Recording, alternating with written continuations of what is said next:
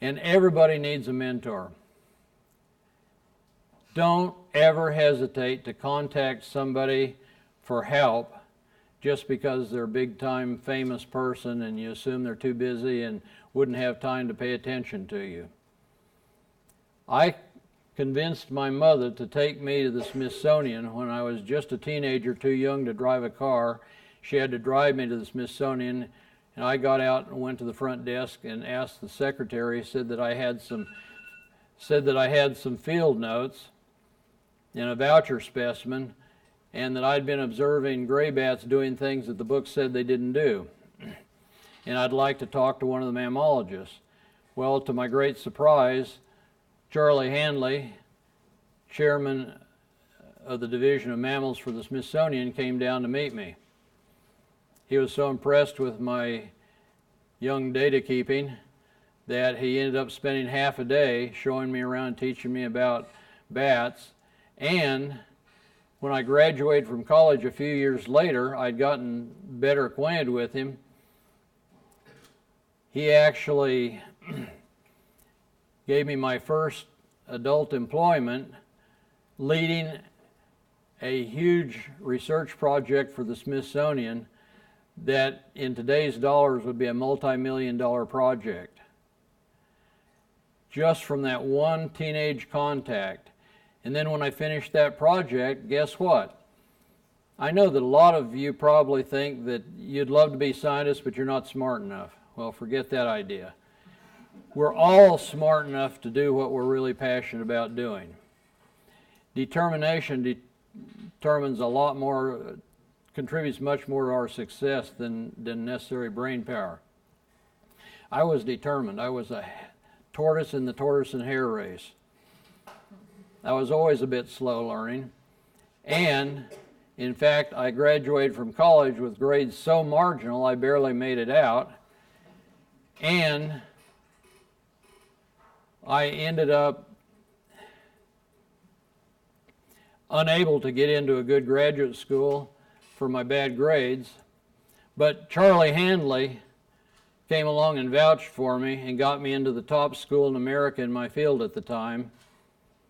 I got in on probation, graduated, I'm proud to say, the second in history of the school with honors and a PhD. Our modern academic system very often selects for the wrong things, unfortunately. But persevere, be determined, and you'd be amazed where you can get.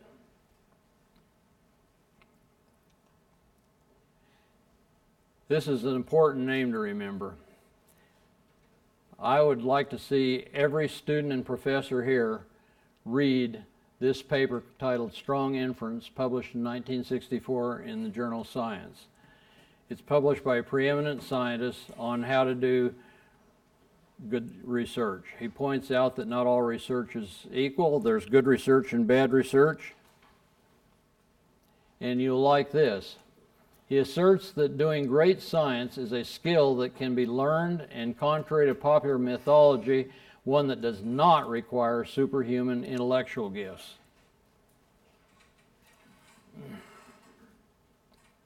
So in summary, if you want a really fun, productive career, follow your passion. What you're really passionate about, you'll work hard enough at to get where you need to go. Conduct research that helps people. You'll almost always be supported that way. And there's a lot of very good research that very much needs to be done that does help people. Do good science. Don't try to prove hypotheses, test hypotheses. That's what science is about. These virologists lately that have been trying to lay Ebola and everything at the feet of bats are trying to prove hypotheses instead of test hypotheses, and soon enough their funding is going to dry up when people catch on they've been crying wolf. Learn to entertain. If you can just learn to do a great job of entertaining, you'll have it made. Even back when I was studying frog-eating bats, and I have to admit there's hardly anything more esoteric than studying frog-eating bats, never once did anybody raise their hand in an audience after one of my talks and say, "But Dr. Tuttle, Why do you do that kind of research? What's the purpose in it? I heard that question asked time and time again of colleagues that actually were doing research that had more importance than what I was doing in terms of applied value. But what was the difference? They didn't entertain well enough. Nobody gets paid better than an entertainer. If you entertain people really well with what you do, they'll love it and won't even ask why.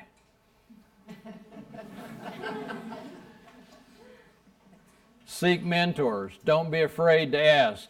You don't get what you don't ask for. And finally, but not last, and remember photos. One photo is worth 1,000 words.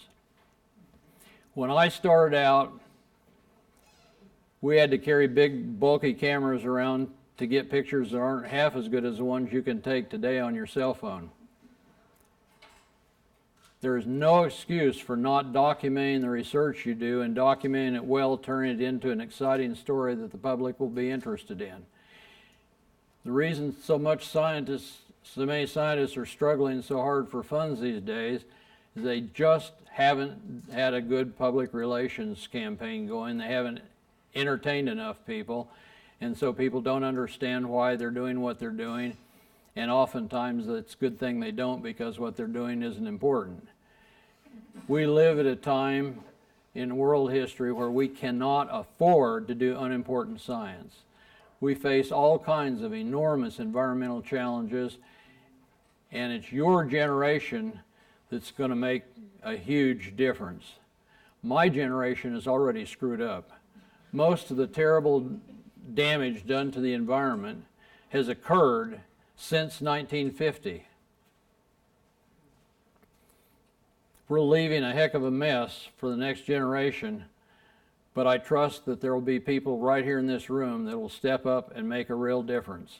As you've seen tonight, one determined person, even a tortoise in the tortoise and hare race, can make a very big difference.